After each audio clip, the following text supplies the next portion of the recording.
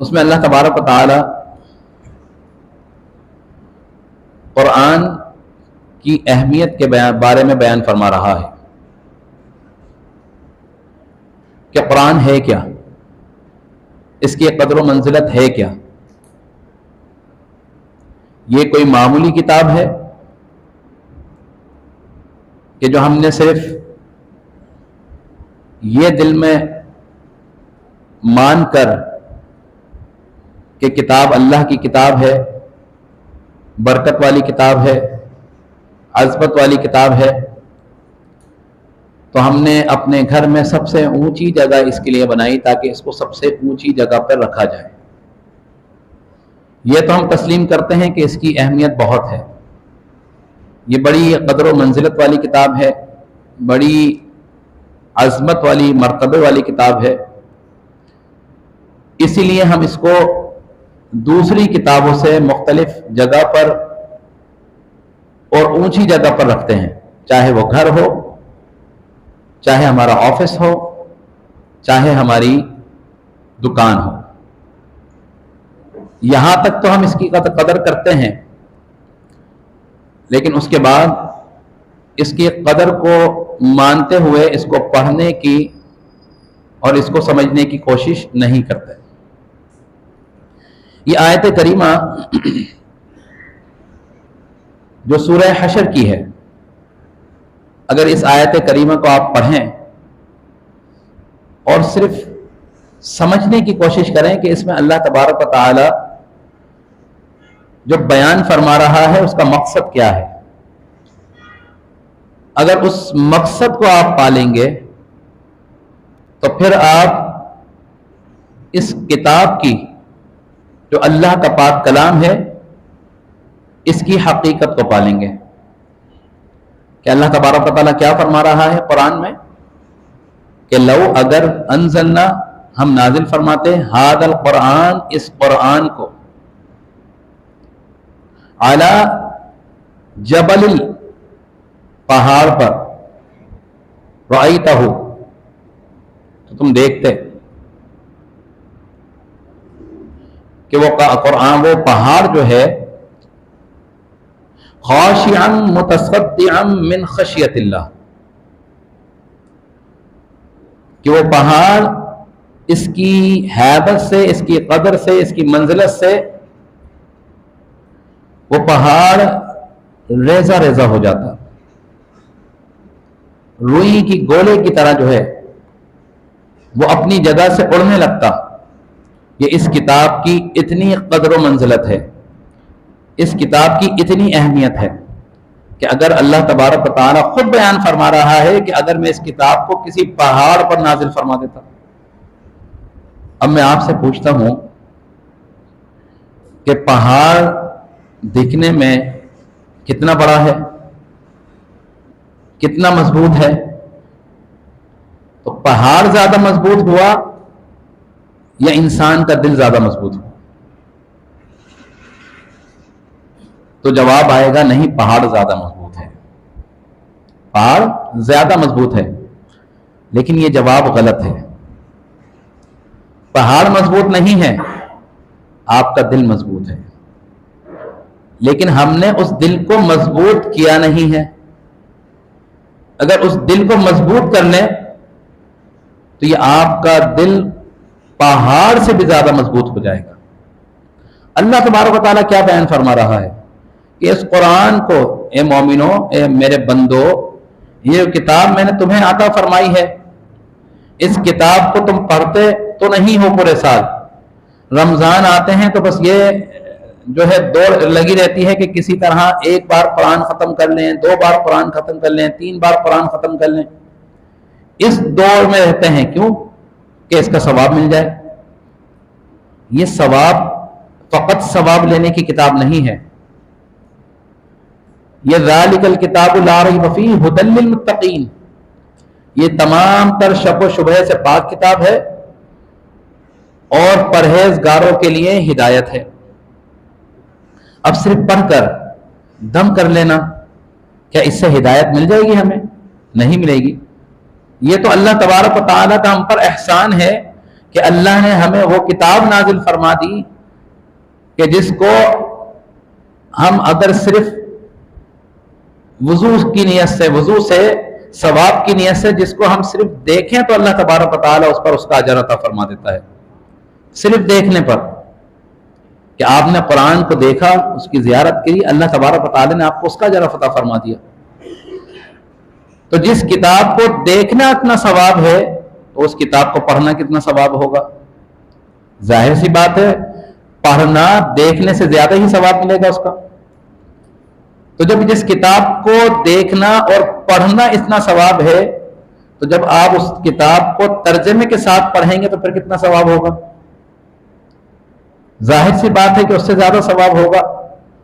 اور جس کتاب کو دیکھنا ثواب ہو، جس کو پڑھنا ثواب ہو، جس کو چھونا ثواب ہو، جس کا ترجمہ پڑھنا ثواب ہو، اور اگر اس کو پھر آپ نے سمجھنا شروع کر دیا تو پھر کتنا ثواب ہوگا.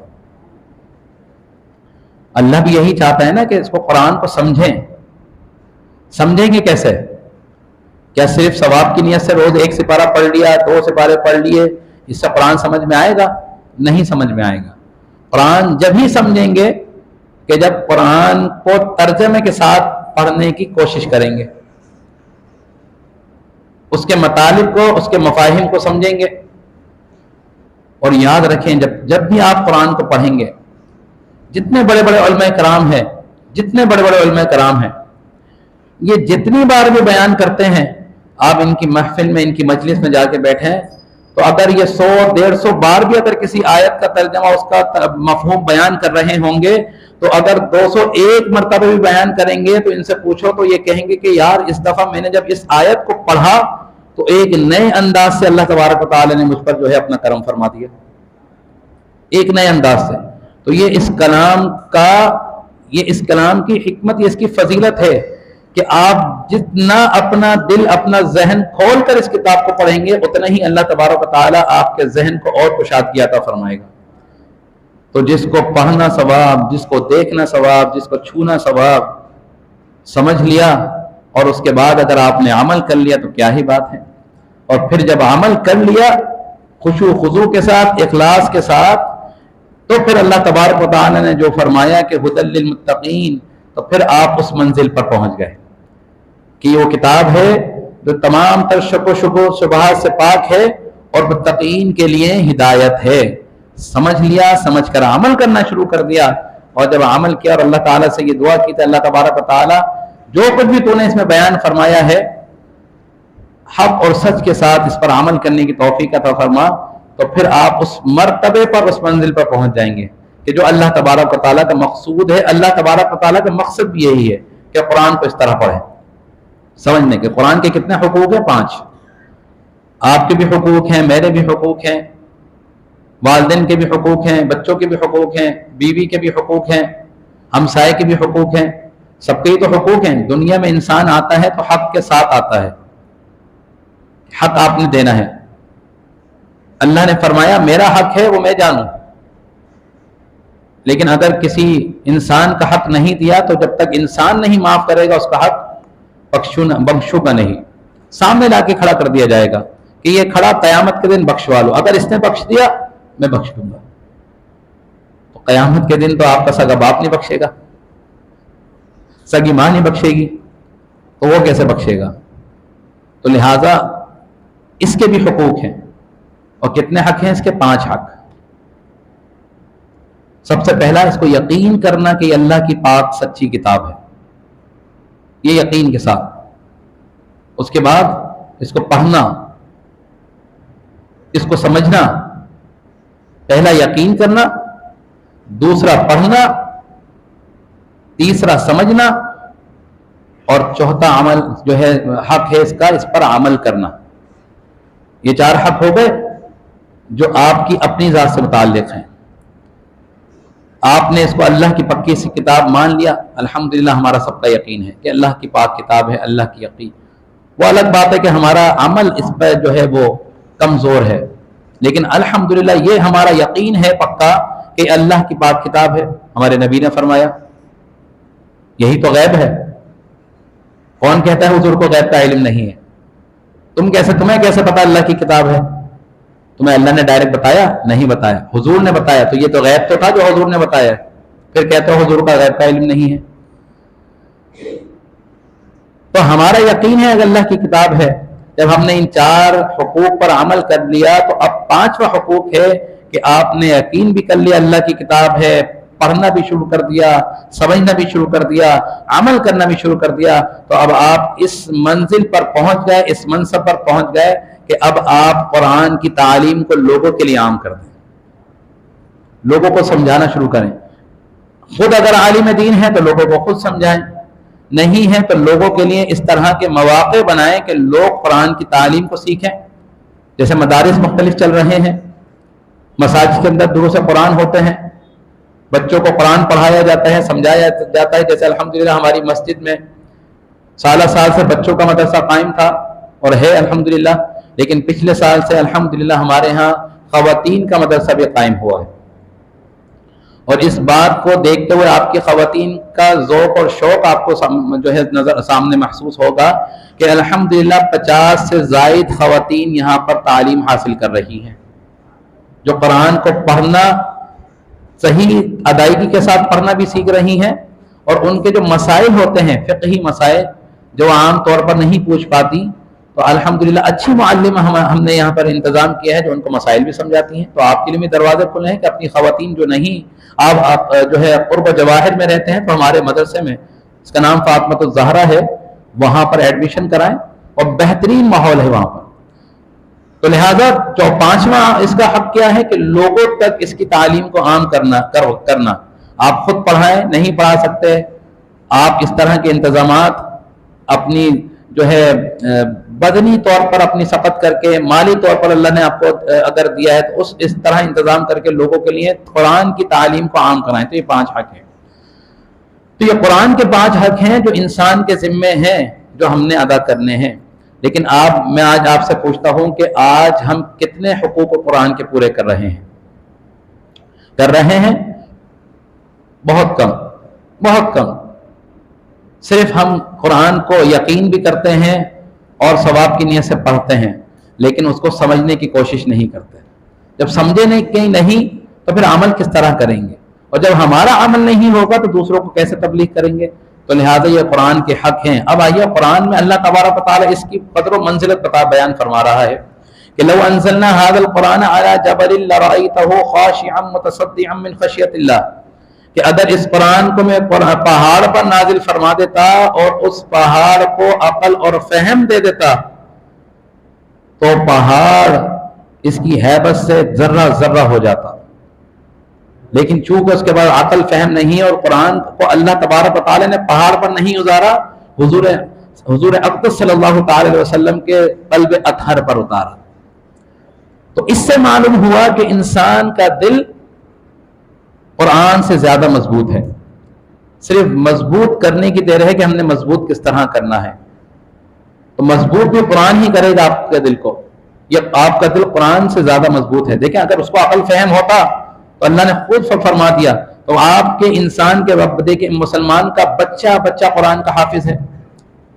جگہ جگہ کراچی میں ماشاءاللہ اتنی مساجدیں ہیں، سب سے بڑا شہر ہے، اور کوئی مسجد آپ کو خالی نہیں ملے گی جہاں پر نماز تراویح میں قرآن پاک کی تلاوت نہیں ہو رہی ہو۔ ہر مسجد ملے گی۔ یہاں سے اگر صرف 1 کلومیٹر تک چلے جائیں تو یہیں آپ کو تقریباً سینکڑوں مساجد مل جائیں گے، اور سینکڑوں مساجد کے اندر جو ہے حفاظ کرام قرآن پاک کی تلاوت کر رہے ہوں گے۔ یہ سب مساجد ہیں۔ مساجد کے علاوہ آپ جو ہے گھروں کی چھتوں پہ، پارکوں پہ، گراؤنڈ پہ، فلیٹس میں چلے جائیں تو اس کے علاوہ وہاں پر قرآن پاک کی جو ہے تلاوت ہو رہی ہوگی۔ تو یہ اللہ تبارک و تعالیٰ کا مسلمانوں پر، امت محمدیہ صلی اللہ تعالی وسلم کا بہت بڑا احسان ہے کہ اس نے وہ کتاب عطا فرما دی اور لوگوں کو یہ تعلیم اور یہ جو ہے اس طرح کی ان کی خاصیت عطا فرما دی کہ اس کتاب کو حفظ کرنے کا، اپنے سینے میں محفوظ رکھنے کی بھی صلاحیت عطا فرما دی۔ یہ بھی اللہ تبارک و تعالیٰ کا ہم پر بڑا احسان ہے۔ تو لہٰذا قرآن کوئی عام کتاب نہیں ہے، قرآن بڑی قدر و منزلت والی کتاب ہے۔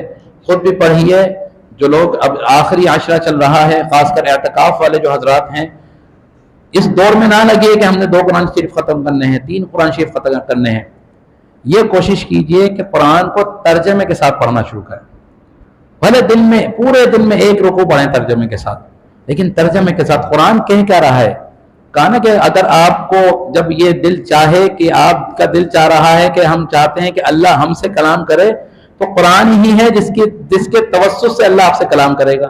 تو جب آپ قرآن پڑھنا شروع کریں گے تو پھر آپ کہیں گے کہ اللہ تبارک و تعالیٰ کیا فرما رہا ہے، کہ الحمدللہ رب العالمین، کہ اللہ نے قرآن کی ابتدائی فرما دی کہ اپنی حمد سے، اور یہ بیان فرما دیا کہ جب اس کتاب کی ابتدا اللہ تبارک و تعالیٰ نے ہم سے بیان فرما دی، وہ کتاب جو متقین کے لیے ہدایت ہے، تو اس بات سے آپ کو یہ سبق ملتا ہے کہ آپ زندگی کا ہر کام جب بھی شروع کریں اللہ کی حمد سے شروع کریں، اللہ کی تعریف سے شروع کریں.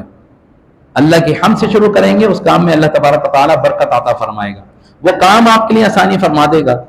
تو لہذا ہمیں چاہیے کہ ہم قرآن کو سمجھیں، پڑھیں، اس پر عمل کریں، قرآن کی تعلیم کو عام کرنے کی ہم کوشش کریں. کسی طریقے سے ہم اس کار خیر میں اپنی خدمت کرنے کی توفیق جو ہے وہ کوشش کریں. اللہ سے دعا ہے کہ اللہ تبارک و تعالی ہمیں قرآن سے محبت کرنے کی توفیق عطا فرمائے، قرآن کو اپنے بچوں کو قرآن کا محافظ بنانے کی توفیق عطا فرمائے، اور قرآن کے مطابق اپنی زندگی بسر کرنے کی توفیق عطا فرمائے. آمین. وآخر دعوانا الحمدللہ رب العالمین.